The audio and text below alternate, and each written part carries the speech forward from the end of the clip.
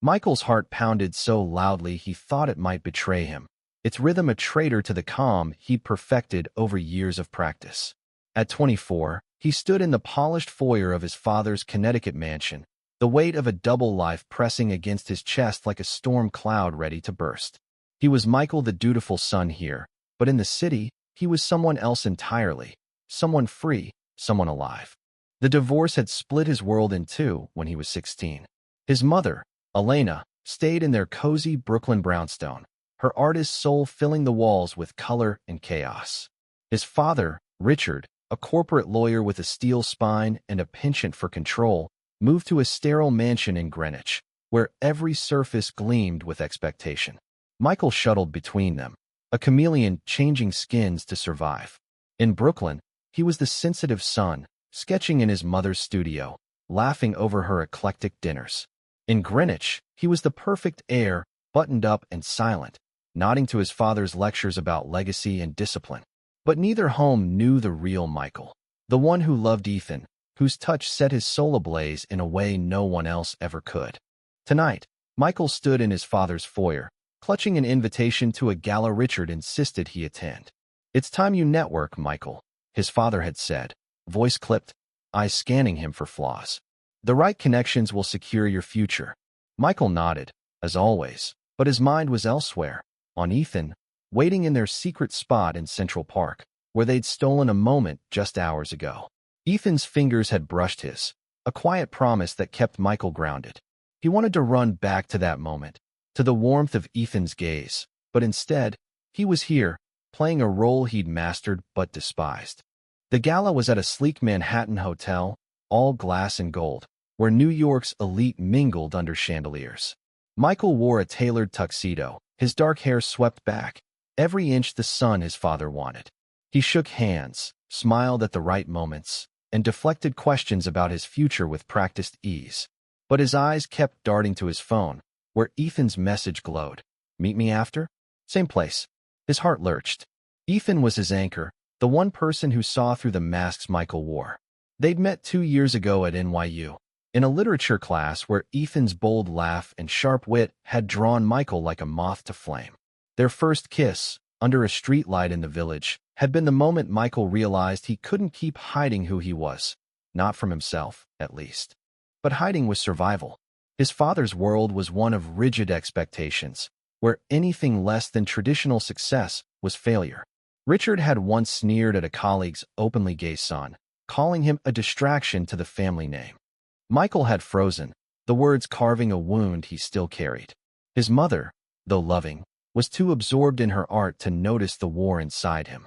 So Michael kept his two lives separate, a tightrope act that grew shakier with every day he spent with Ethan. At the gala, a woman in a glittering gown approached, her smile predatory. "Michael, you must meet my daughter, Claire," she said, gesturing to a poised young woman nearby. Michael's stomach twisted. This was the script.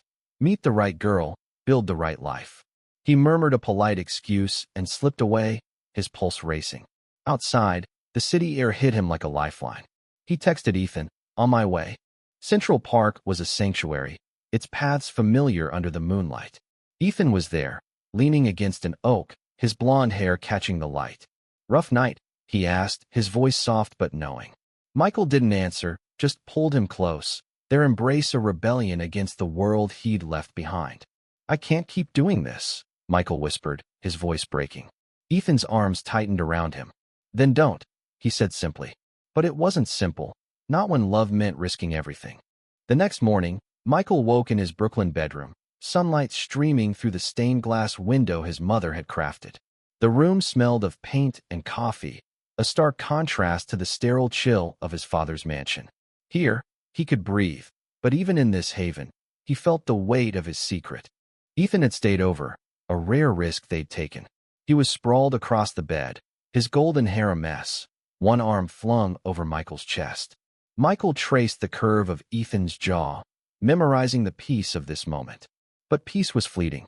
His phone buzzed with a text from his father. "Lunch today. Greenwich. Don't be late." Michael's stomach sank. Another summons, another performance. He slipped out of bed, careful not to wake Ethan, and stood at the window, staring at the Brooklyn rooftops. He'd always loved this view, the way the city felt alive, pulsing with possibility. But possibility came with a price. Coming out to his father could mean losing everything: his inheritance, his place in the family, the fragile approval he'd spent years earning. Yet staying silent meant losing himself, piece by piece. At noon, Michael sat across from his father in a Greenwich restaurant, all polished wood and hushed conversations. Richard was in his element, dissecting a steak with surgical precision. "I've arranged a summer internship at my firm," he said, not looking up. "You'll start in June. It's time you take your future seriously." Michael nodded, his throat tight. The internship was a cage, a step toward a life he didn't want. He thought of Ethan, of their dreams to travel, to build a life together. "What if I want something different?" Michael asked, his voice barely above a whisper. Richard's fork paused, his eyes narrowing. "Different? Like what?" The question was a trap, and Michael knew it. He backpedaled, mumbling about exploring options, but the moment lingered, a crack in his carefully built facade. Back in the city, Michael met Ethan at a cozy village cafe, where they shared a corner booth and a plate of fries. Ethan's hand rested on Michael's under the table, a small act of defiance that made Michael's heart race. "You okay?" Ethan asked, his blue eyes searching. Michael hesitated, then told him about the lunch, the internship, the suffocating expectations. Ethan listened, his thumb brushing Michael's knuckles. "You don't have to live for him," Ethan said. "You can choose yourself." The words hit Michael like a revelation, but fear clawed at him. Choosing himself meant facing his father's wrath, his mother's confusion, a world that might not accept him. Yet Ethan's belief in him was a lifeline, pulling him toward courage. That night, they walked hand in hand through the village, the city's pulse syncing with their own. For a moment, Michael felt free, until his phone buzzed again. A voicemail from his mother. "Michael, your father called. He's worried about you. Come to Brooklyn tomorrow, okay?" Brooklyn was a kaleidoscope of color and noise, but today, it felt like a stage for judgment. Michael sat in his mother's studio, surrounded by her half-finished canvases, their vibrant hues clashing with the dread in his chest. Elena bustled about, her paint-splattered apron a testament to her endless creativity. "Your father says you're distracted," she said, not unkindly, as she mixed colors. "What's going on, sweetheart?" Michael wanted to tell her everything. About Ethan, about the love that made him feel whole, about the fear that kept him silent. But Elena's world was one of art and abstraction, not the concrete battles Michael faced. "Just stressed," he lied, hating the words as they left his lips. Elena nodded, accepting the half-truth, and Michael felt the distance between them grow. That evening, he and Ethan attended a friend's art gallery opening in Chelsea. The space was alive with chatter and clinking glasses, a haven for New York's queer community. Michael felt at home here, surrounded by people who lived authentically.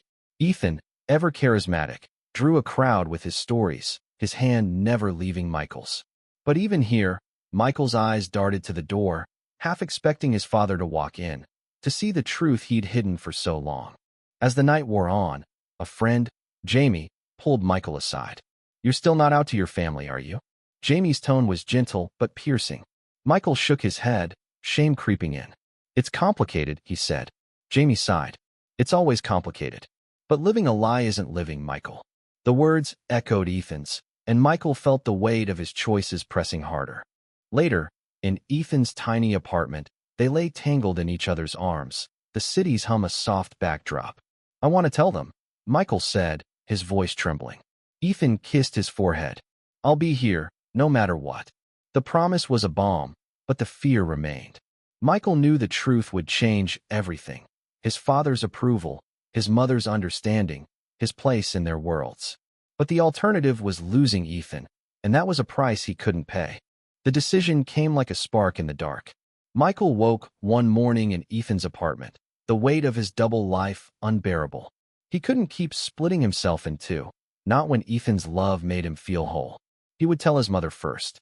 She was the safer bet, her heart more open than his father's. He invited Elena to a quiet brunch in Brooklyn, choosing a cafe with outdoor seating, where the spring air might soften the truth. She arrived in a colorful scarf, her eyes bright with curiosity. "You look nervous, Michael," she said, sipping her coffee. He took a deep breath, his hands trembling. "Mom, I'm gay, he said, the words spilling out like a dam breaking. And I'm in love with someone. His name is Ethan. Elena's face froze, then softened. Oh, sweetheart, she said, reaching for his hand. Why didn't you tell me sooner? Her acceptance was a relief, but it came with questions about Ethan, about how long he'd known, about why he'd kept it secret. Michael answered as honestly as he could, but the conversation left him raw, exposed.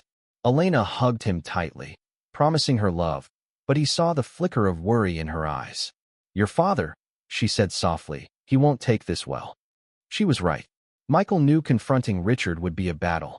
He spent the next week preparing, rehearsing words that never felt right. Ethan was his rock, offering quiet support as Michael paced their apartment. You're stronger than you think, Ethan said one night, his voice steady. Michael clung to that belief, but doubt gnawed at him. The confrontation came at Richard's mansion during a tense dinner. Michael waited until the dessert plates were cleared, his heart hammering. Dad, I need to tell you something, he began. Richard's eyes narrowed, sensing a shift. I'm gay. I've been seeing someone, and I love him. The silence that followed was deafening. Richard's face hardened, his voice low and cold. This is unacceptable, Michael. You will not disgrace this family. The words cut deeper than Michael had expected, but he stood his ground. I'm not ashamed of who I am, he said, his voice shaking but firm. The fallout was brutal. Richard's ultimatum came the next day. End things with Ethan or lose his support, financially, emotionally, entirely. Michael left the mansion in a daze, the weight of his father's rejection crushing him. He wandered the city, ending up at Ethan's apartment, where he broke down in his arms. He hates me, Michael sobbed. Ethan held him, whispering, he doesn't know you. Not like I do. Elena tried to mediate, calling Michael daily, urging him to give his father time. But time didn't soften Richard. At a family meeting in Greenwich, Richard doubled down, accusing Michael of betraying the family legacy. You could have everything, he said, his voice dripping with disdain. Instead, you choose this. Michael's anger flared. I'm choosing to live, he shot back, storming out. The rift with his father left Michael unmoored, but it also clarified something. For the first time, he saw his life as his own, not a performance for others. He and Ethan began building something real.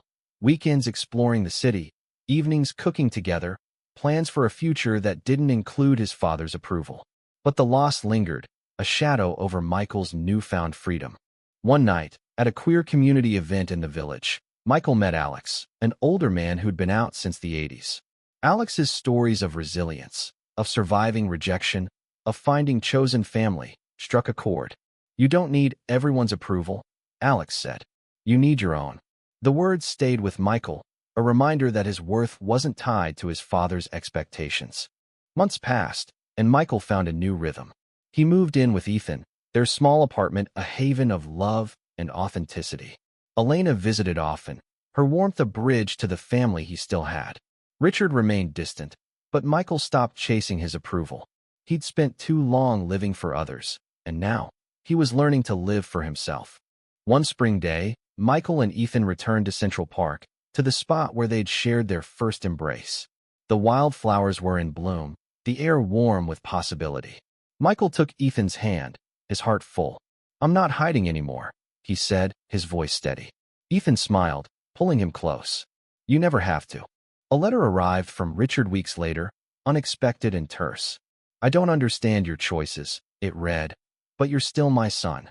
It wasn't acceptance, not fully, but it was a crack in the wall. Michael didn't need his father's blessing anymore, but the gesture gave him hope, not for reconciliation, but for a future where he could be whole. Michael's journey wasn't over. The world still had its sharp edges, its judgments, its challenges. But standing beside Ethan, surrounded by a chosen family of friends who saw him for who he was, Michael felt something new: peace. He'd kept two identities to survive, but now he was one person, flawed, brave, and unapologetically himself. And that was enough.